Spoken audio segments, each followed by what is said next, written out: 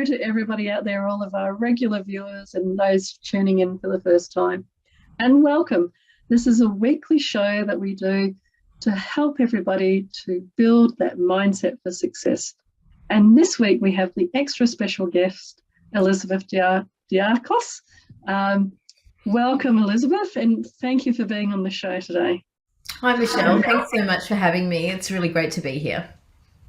It's so wonderful to have Elizabeth and to have her talking on a particular topic today, which is very dear to people's hearts, near and dear to people's hearts, changing careers and going through what can be for some a difficult transition. So Elizabeth is an ex-educator herself, but she now is a specialist in working with career transitions for educators. She's the founder and owner of Luxon Enterprises, and she's been helping educators in one form or another through her Facebook group, where she's got 13,500. That's a lot of people in your Facebook group there. But she has so many more skills and expertise and experience that we're going to unpack throughout the show today. But first, Elizabeth, I'm sure everybody's wondering, how do you go from being a teacher to being a career transition coach and all the other elements of how you came to be you and so successful today? Please share your story with their viewers. Oh, thanks, Michelle. Well, first of all, I had a whole lot of babies, so I actually got into teaching quite late. We have 5 children, and so one day I woke up and said, okay, that's it. I have to, I need to go and have a career now, like I've done with the child raising, or I was, nearly done. And so I went back to uni. I already had a degree from, the dark ages, and then went back to uni and studied fine art, which turned out not to be a really great career path. And so then I picked up a teaching qualification straight after that. And I worked I was a secondary trained teacher, but I actually worked in a primary school teaching performing and visual arts for about 8 years, sort of over. So it was probably about 6 years of equivalent of full-time teaching over an 8-year period. So I did a bit of part-time work, and I did take some leave a few times along the way. But yeah, basically started teaching in 2006, and then I kind of wrapped it up. I'd wrapped it up by 2016. So yeah, it was a short-lived career, as it turned out, and certainly not what I'd anticipated. I had hoped that it was like the one. I thought, I've got this dream job. I'm an art teacher in a primary school. How much better could it get? But over time, I just discovered that a lot of the things that I was doing as kind of extra stuff was actually became the expectation. So things that I was doing for fun became part of my job description, and it started to suck the joy out of it for me. And so yeah, I decided I'd start working on my transition out, even though I wasn't really sure what that looked like. And so yeah, that's kind of where I began that journey. Fabulous. Thank you for sharing that. And apologies for turning off the camera briefly, just a few technical issues. So I thought I'd let you finish sharing your story and just take care of those. But fascinating. And part of that theme that we'll be talking through today is, when you choose a vocation and you study and you work very hard at it, and then you get to a certain point where it's not working for whatever reason, and then making that transition. So given that you've gone through such a profound journey in many ways, what do you think then you would say to people is your idea of success? What do you think success means to you? Yeah, okay. So I've obviously been thinking about this question a lot, and I think something that I say to my clients is you need to be living a life that aligns with your values and your priorities. So your values might be things around your faith, spirituality, or it could be just a commitment to the environment or whatever that is for you. That's one aspect, and then your priorities, I think, is slightly different. So for me, when I was first started teaching, I still had young children in school, and I wanted to be able to, support and nurture them in their educational journey as well. So that was one of my priorities. I'm married, so I wanted to be able to spend time with my husband. We were caring for his elderly dad as well, so I needed to factor that in. And I know there's a lot of people around my age, women of a certain age, who are in that sandwich generation now, where they've still got late teen or young adult children who they're still supporting in a lot of ways, even if it's just emotionally. And then they've also got elderly parents who they're caring for. So I guess my idea of success is to create a life for yourself that will allow you to live in alignment with all of those, having all of those balls in the air and still feeling like you're bringing something worthwhile into the world. I really love, thank you, that's a fabulous explanation about what success means to you. And I think I really appreciate how you identified there's a difference between the values and the priorities, because yes, the priorities are very different when you're a single person to when you have young children, to, as you said, when you're a little bit older and you're in that sandwich state, and then older again where, you may have children that have left the nest, and parents that may or may not still be around.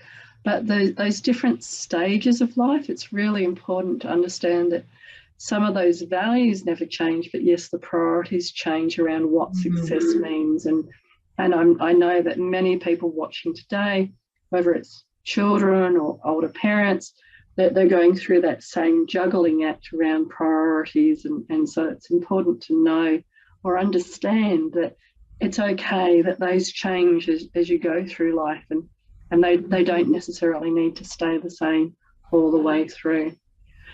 So given that you work a lot with teachers who come from vocations and like nurses and like doctors and like many kind of professions that take a lot of dedication to train and then work in, it is a vocation, and they're called vocations because people very much call to them. So I'm fascinated. I'm sure people are really interested in, given that people have trained and worked and become part of that vocation and then reached a point where they've gone, well, okay, it's not working for me for whatever reason anymore, I need to move and shift.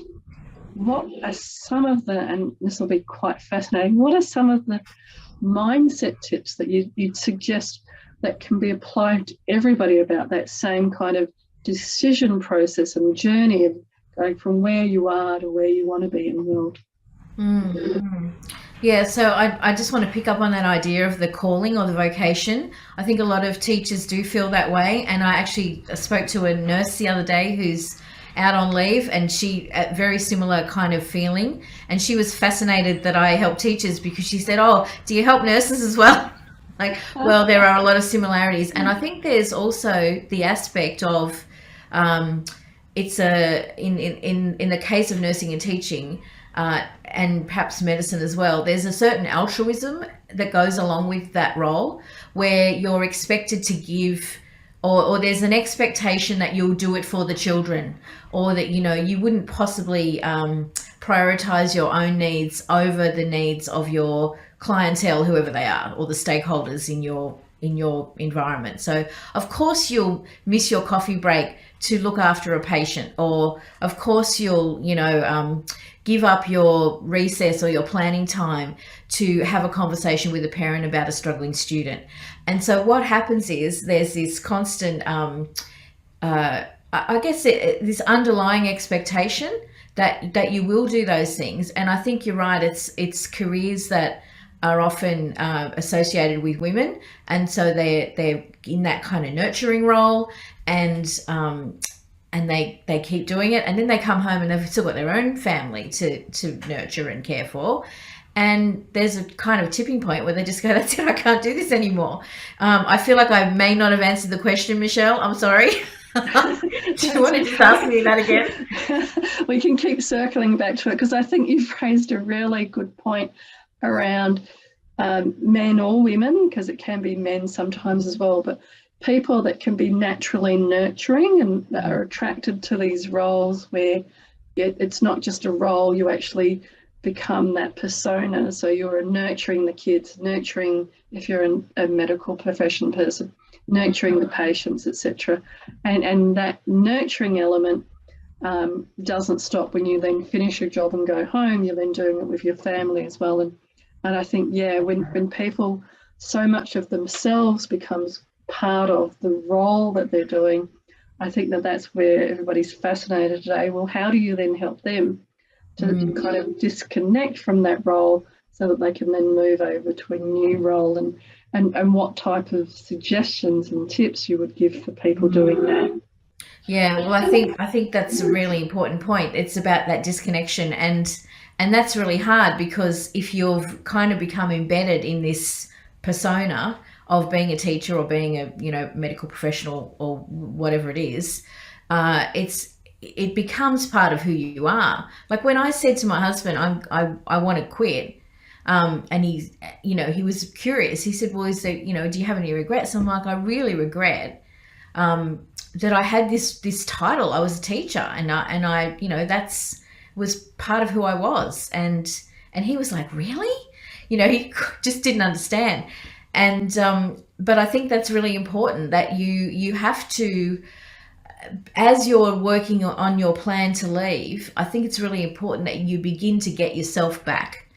And so I probably was not a very good example actually, and that's how I've ended up doing what I'm doing, because I could see the pitfalls along the way, that are things that I could have or should have done differently that would have made it a more successful transition for me.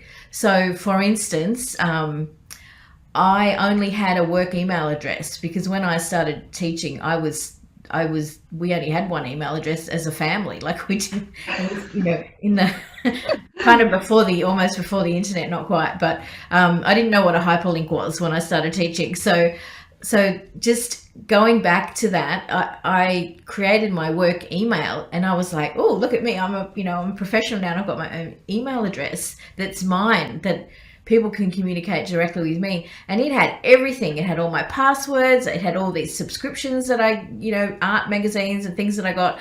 And it took me, as I realized I wanted to leave, it actually took me about 2 years to get all the passwords and all the things off that email address. So if there's any teachers out there or any nurses or professionals who want to leave their job, start doing that now, because often what happens is when you do say you're going to leave, particularly I've seen this so many times with teachers,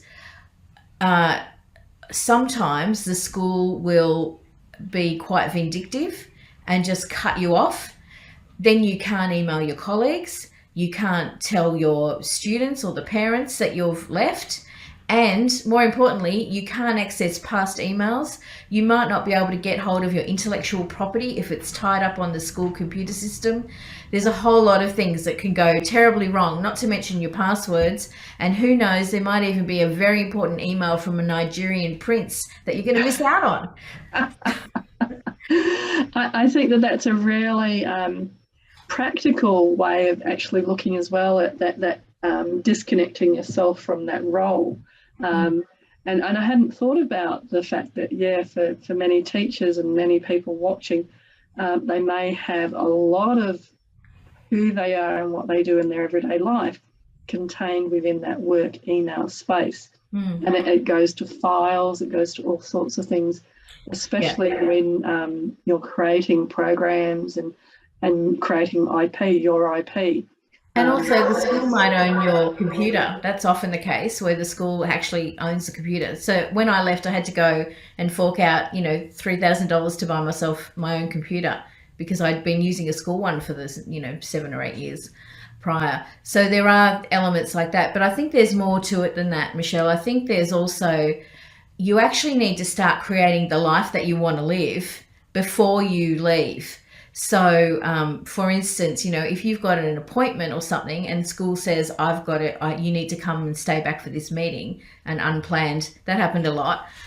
Just say no, like I can't, I've got something else on. And so I would start deliberately scheduling things in the afternoon so that I could legitimately say, I'm sorry, I can't do that extra thing that you want me to do because I've got an appointment. and I made sure that I left, you know. Now, I didn't do that at the beginning, to be fair. It took me a long time to get to the point where I actually started to set those boundaries, and really kind of prioritize what I thought was important. But I have to say, too, sometimes it was easier to stay back at school and just do stuff, you know, whatever, rather than come home to the crazy family stuff that was happening. So, so there's a bit of that, you know, trying to work out, creating that balance between the crazy of work and the crazy of home, and making it all manageable. One of the things we did was we got a cleaning lady, which just kind of took a whole heap of pressure off. I know not everyone's in that position to be able to do that, but it was almost, you know, that or not be married, you know. Like our house was in chaos, and school was busy, and the kids were busy, and they all needed to be ferried wherever, and it was just something had to give. So that was one decision that we made, to just make life a little bit calmer and a bit easier. And it did help. And actually, we still have her, even though we don't really need her anymore, because she's awesome.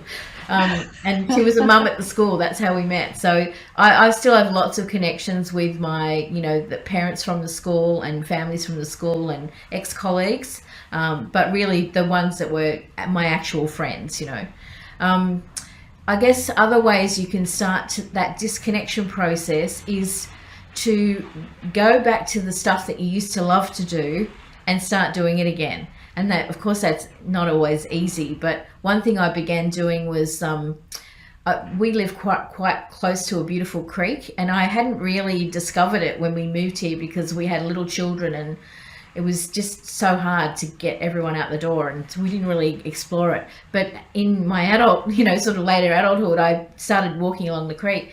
And so sometimes in the summer I would come home and go for a big walk along the creek, which was just so lovely and so refreshing and so sort of spacious, and allow me to just decompress and have my own headspace for a little while, where I wasn't thinking about school and I wasn't thinking about home. So kind of creating that third transitional space between work and home, so that I was just, I don't know, I guess I was just a bit nicer, you know, because I did that. And I keep hearing this theme through a lot of what your wonderful tips you're suggesting, and it's around building those boundaries. So I think as we're talking about, it's not just unraveling yourself from the role in terms of work, but also unraveling yourself from the role when you go home as well, so that you create a kind of a third space, which is where you go for the walk along the creek, or you spend that time working on things that you want to do for yourself. And I know that for many people, like we're saying, it can be quite hard because there's so many pressures and there's so many, you're being pulled in so many different directions. But it's only when you start to create that space that you really get that headspace then to be able to think about whether things are working for you, and like you say, you become a nicer person because you've had that chance to decompress from whether it's the family or from work or from both. But I do hear how building those boundaries around, well, there's the work time, the family time, and then there's me time in there as well, really help to start on that process. A lot of the teachers in the Get Out of Teaching Facebook group talk about how they get home from work and park in their driveway or park around the corner from their house and just sit in their car for 20 minutes before they go inside, just to kind of create that little bit of space before they, you know, take on their next role, just to, you know, switch over. You know, the company Starbucks, that I'm pretty sure it's Starbucks, that they actually, that's why they existed in the first place, was to create a third space for people so that they could go from work to home and have somewhere to go in between. Oh, fabulous. Yeah, and it makes so much sense. And I'm not surprised when you're talking about hiding in the car or spending time in the car to create that in-between zone. A wonderful woman that works in the relationship space, Louise Armstrong is her name. She talks about transitions, especially for men, you know, transitioning when they come home and getting out of the work clothes and into their home clothes, And she talks about it in terms of relationships, that if you try to talk to them when they're still in work headspace, then you'll get the monosyllabic answers. Yeah. If you give them the space to kind of transition from work into home space, then when they're ready, they can kind of come and engage.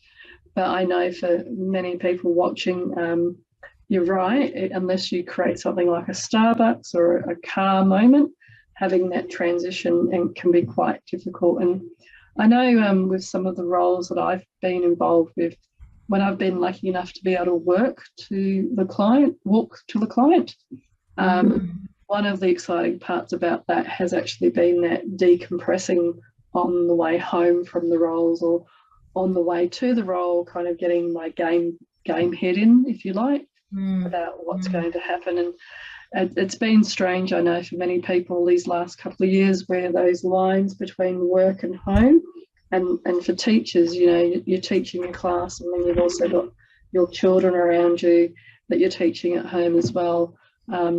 These tips around creating those boundaries and finding some space for yourself to have that mind clearing space is really, really important. Yeah, and I think that whole remote work space has created a massive difficulty for teachers where, everyone's at home, they're all stuck with each other. I mean, I guess I'm kind of lucky if I had to teach now, which I didn't, but if I had to, I'm in a studio in my backyard, so I've got a separate space from the house.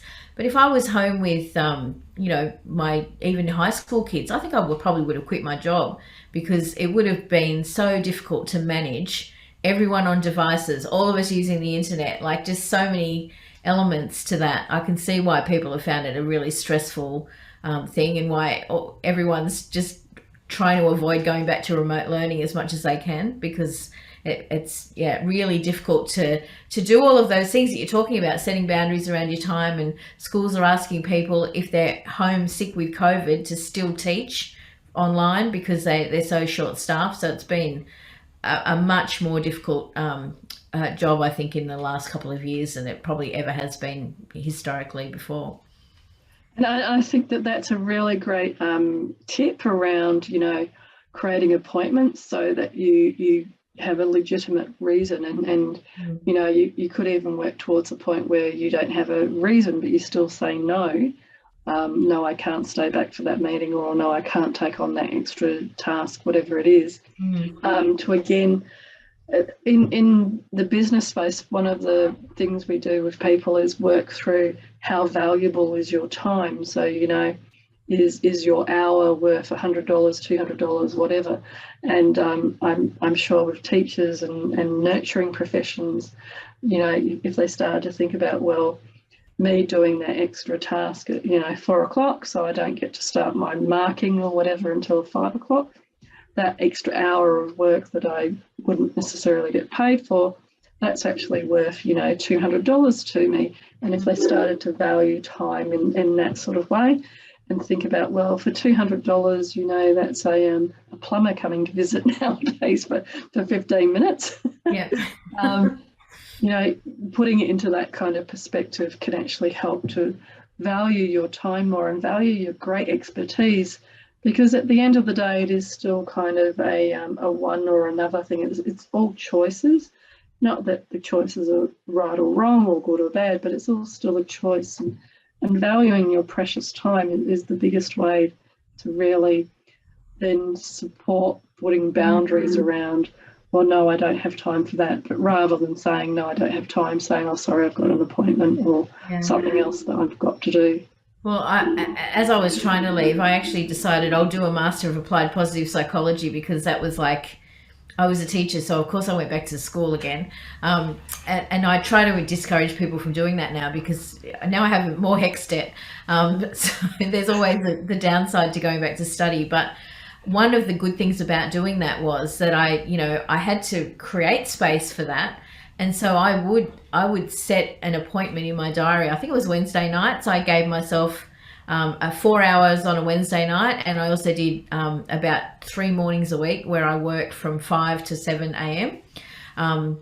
which I don't know if I could do that again. But anyway, and the great thing about that was if my friend said, hey, do you want to come out tonight or whatever, I just say, oh, sorry, I've already got something on. And it was just it just rolled off the tongue, because I'd already created that space for myself.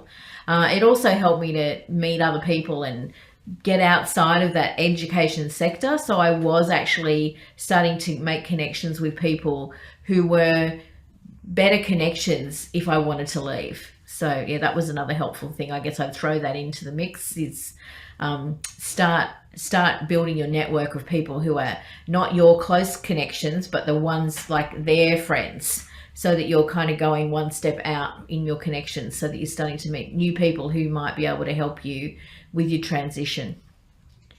That's so true. And there's so many entrepreneur courses now, and like yourself, we work also with small businesses and people going through transitions and organizations going through transitions. But when I started, it was going to entrepreneur courses, and the one of the key things from that is that you meet other people going on similar journeys. So I think that that's really important. I'm sure that that's what happens with your Facebook group as well. People start to make those connections and then find out about other people and other areas and other ideas that they may not have thought of before. Yeah, absolutely. Fabulous. And so training, I think going and studying some more is one way. I'm not sure necessarily like you found out doing another degree. I think there's other ways you can do it. There are a lot of short courses that you can do that don't require you to give that level of commitment and cost, but can still be really valuable in terms of expanding your horizons.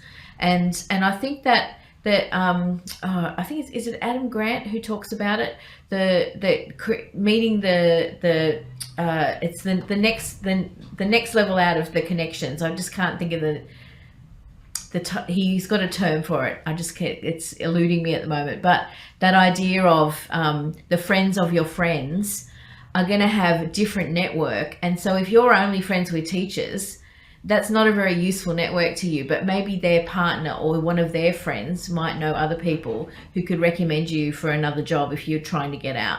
So that is definitely something I would start working on. And I still do now. I'm, always connecting with wider connections so that I can, broaden my connection network. And the same with Google. I mean, we're so lucky now with technology. You can actually Google all sorts of things. And if you're interested in a different field, whatever that field might be, you can then use something like LinkedIn, like you're saying, to look up people and find out, well, I might not be connected to them, but my sister-in-law's brother is best mates with this guy. So you can go to your sister-in-law's brother to get the introduction to somebody that might be in this field that you're interested in. They're called weak ties. I just remember weak ties. So they're not your closest connections, but the next layer out. Yeah, definitely worthwhile doing that. Especially LinkedIn's great because you can see the kinds of people that work for the organization that you're interested in working with. Oh, there's so much we could talk about. There is. But we are coming towards the end of time. So, Elizabeth, what's the best way for people to get hold of you?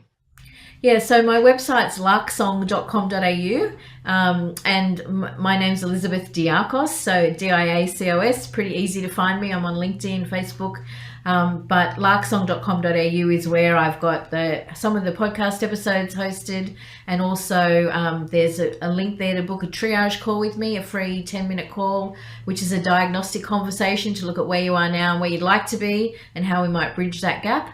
And there's also a scorecard there you can take, which is the Get Out of Teaching Readiness Scorecard, to see if you're actually ready to leave education. And it gives you some ideas about what you could do to, make the opportunities for yourself a little bit better so that you can actually make that transition.